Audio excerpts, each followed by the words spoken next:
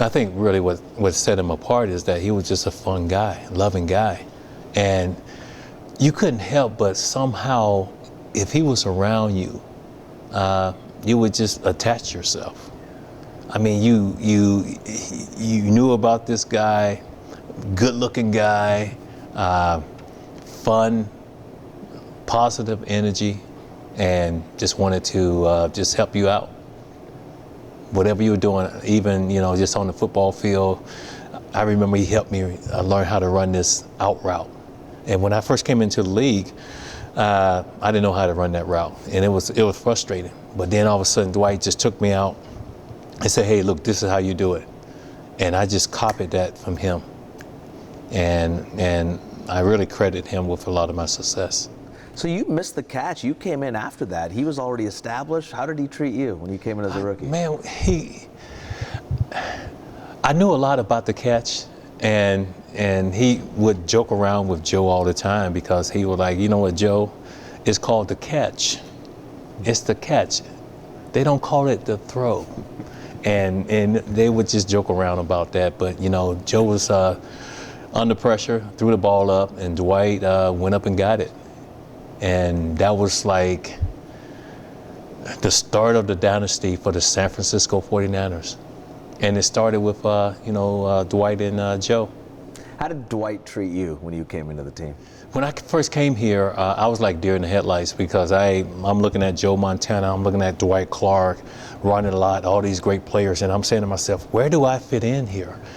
And but he welcomed me with open arms. And he knew I was coming in to, to carry on that tradition. But he was willing to be that guy to mentor, show me how to be a professional on and off the football field. And it was just all about winning. And the thing about this guy, he stood about 6'3", 6'4", good-looking guy. I mean, a good-looking guy. And I remember, watching him wear that fur coat. And I said, oh my God, okay, because Joe Namath and Dwight Clark is the only two that can pull this off. So, he had a very unique way of just doing his own thing. But when it came to playing football, he was going to go out there and he was always going to give it 100% and win games for you. In theory, he could have been kind of upset with you, thinking, here's this receiver coming in, this hot shot who might be taking my job, but it wasn't that case. No, it was not that case at all. And I think that was part of carrying on the tradition. He was willing to pass it on. And I still, as a rookie, I credit Dwight Clark with a lot of my success because, just watching him practice every day, those two-a-days, always, going full bore and not taking a play off, and I wanted to just be just like him. And, we were able to do some incredible things on the football field, but we were great friends off the field too. And it was just unfortunate, that he got ALS and he's not here today, but he's still here in my heart because, after, I think we basically became closer, after he got ALS. And I would call him every day and I would talk to him and I made sure I told him every day that I loved him because he really played a very important part in my life. What was your last conversation with him? Do you remember it and what you said, what he's told you maybe?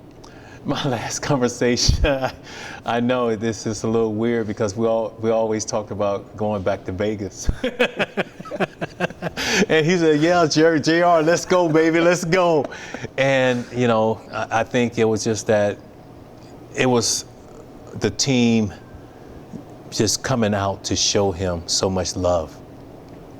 The players letting him know that we appreciated him so much.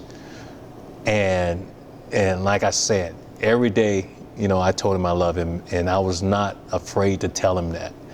And, because there's only one Dwight Clark. And I call him Hercules. I almost like a Greek god, but like I said, he touched so many lives and he started that tradition for the San Francisco 49ers. Him and Joe must have crushed it back in the day. Oh, I can only imagine. You got Joe Montana, then you got Dwight Clark, and I think they were roommates too. So there's a lot of history, a lot of stories and stuff like that. But those two, I think they did it the right way, and I think it's only the right thing to do to have a statue of both of those guys right here. That's going to mean everything. That means that, you know, his legacy is never going to die, because when you come to the stadium, you're going to see the guy who started the dynasty, you know, Dwight Clark. He makes you smile to this day. Oh yeah.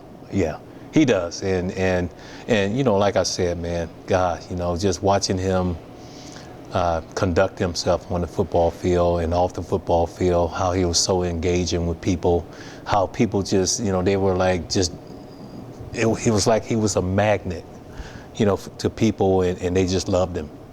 And I'll never forget him. He's always going to be right here in my heart, and we had some great times together.